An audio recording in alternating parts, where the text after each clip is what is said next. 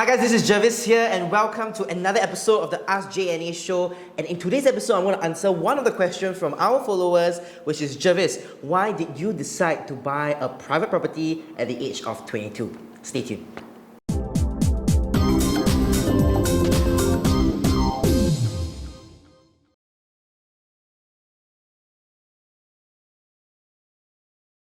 Alright, so this is a very interesting question and a very personal one, but I think that this is a very important video for all of you all who are maybe at the age of your 20s and you're thinking of purchasing your first property. Alright, so some of you, and especially this follower, actually asked me this question during our first ever webinar for JNA Real Estate, and he was asking me what is the reason why I decided to purchase a private property at the age of 22. Okay, let me bring you through the backstory before you freak out and before you go all crazy thinking that I'm over-leveraged from the bank. The key thing behind that was because at the age of 22, I was at a crossroads with my partner. We were thinking of whether should we buy a BTO like all young couples do, or should we buy private property, right? At that very moment, I recall vividly all of the clients that I've served from 2017 till 2018, multiple clients, and I did analyze individual portfolios. And I realized one thing is that the younger that someone chooses to buy a private property, that is when I see that 5 or 10 years later, this particular group of people will be able to afford multiple properties eventually. And for those who have bought BTO or even a resale HDB at the age of 24, 25, 26, at the age of 35 to even 40, they may still be staying in their BTO. Don't get me wrong, there's nothing wrong with staying in HDB or BTO, and to be honest, BTOs and HDBs are really great because you have the size, and a nicely renovated one is also very homely. My cousin has a beautifully renovated BTO and I really love it as well. But at that crossroads when me and my partner was thinking of buying my first property, the first objective that I really had was to analyze it and to make sure that I can make the most money out of it.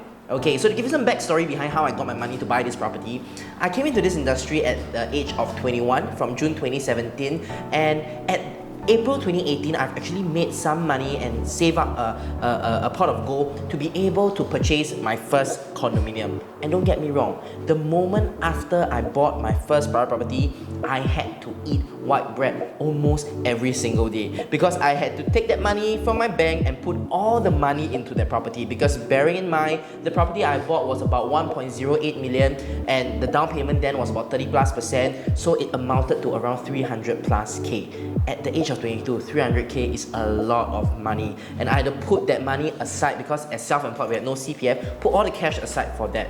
But till today, I never regretted investing in a private property when I'm young, even though I had to eat a lot of white bread, okay?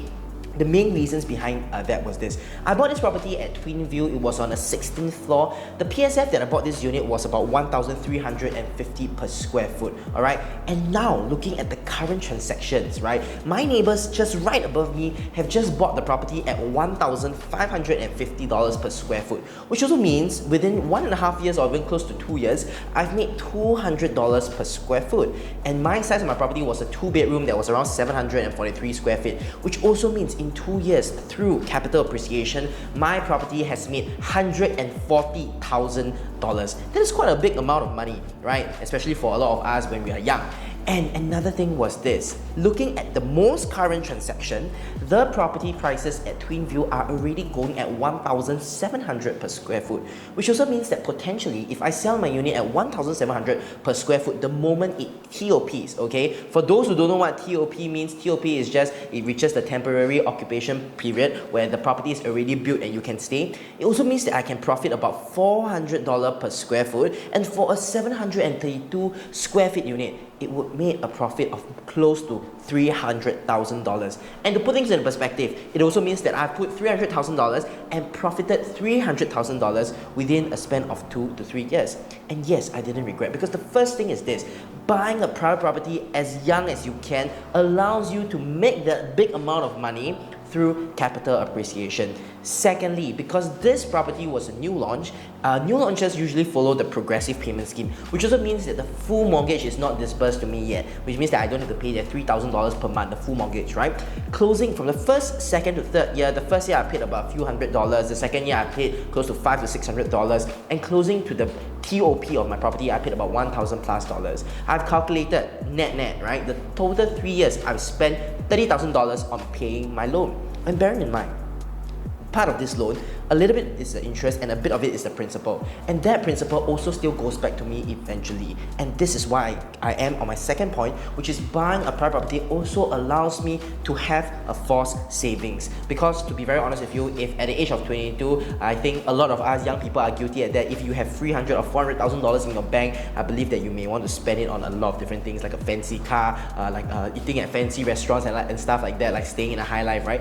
But the key thing was that because I invested in the property, it forced me to save my money in an asset that would appreciate eventually. Alright, the third reason why I decided to choose a private property and not a BTO was because of this. Okay, if I were to buy a BTO of my partner, I had to wait 3 years, then I was 22. So only at the age of 25, then I'll get my BTO. And upon my BTO reaching its temporary occupation period where it's built, I still have to wait another 5 more years. A total of 8 years before I can sell my BTO, before I can invest in my second property, and worse, before I can even rent my HDB out. And that was something that scares me, because being in the market, the real estate market, for quite some time, I understand that a real estate cycle will happen roughly 3 to 4 years, and 8 years to me is missing out on 2 HDB cycles, 2 property cycles. And that's very scary for HDB, because assuming today I'm staying my BTO, right, it has reached 2 or 3 years, and I see that the market is doing very well, and then I realize that, hey, I want to sell my BTO, but I simply can't, because it's a HDB regulation that I have to stay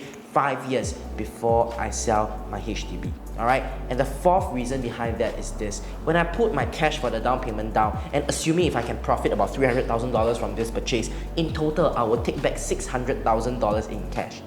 And to put things into perspective, $600,000 in cash will allow me to buy up to a $2.4 million property the moment I sell my twin view, assuming my income can support, right? And that also allows me to buy a landed property, a freehold landed property, maybe a terrace, in corner terrace or inter terrace in Serangoon Gardens. And $2.4 million to me is actually quite a big sum of money. And the beautiful thing about this is that I only did put in $300,000, waited patiently for 3 years, and made $600,000.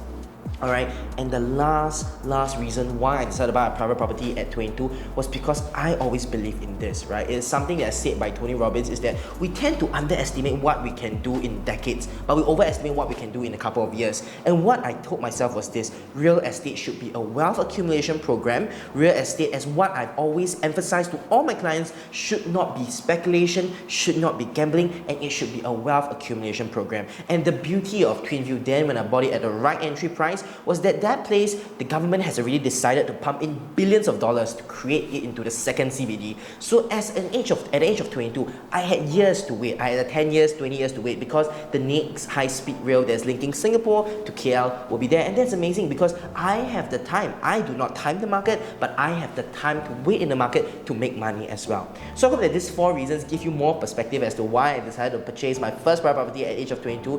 Thank you for this question. This was a very personal one, but I hope that all those who are thinking of either buying a BTO or private property has a better understanding as to why Jervis has decided to purchase a private property at the age of 22. If you love this video, just give us a like, shout out to our video, subscribe to our channel, and do remember that we also have our Spotify podcast series called the Jervis Ng Audio Experience. And if you just simply love this video, share with those that you love, and stay safe and stay healthy during this circuit breaker. See you in the next episode of the Ask J&A Show.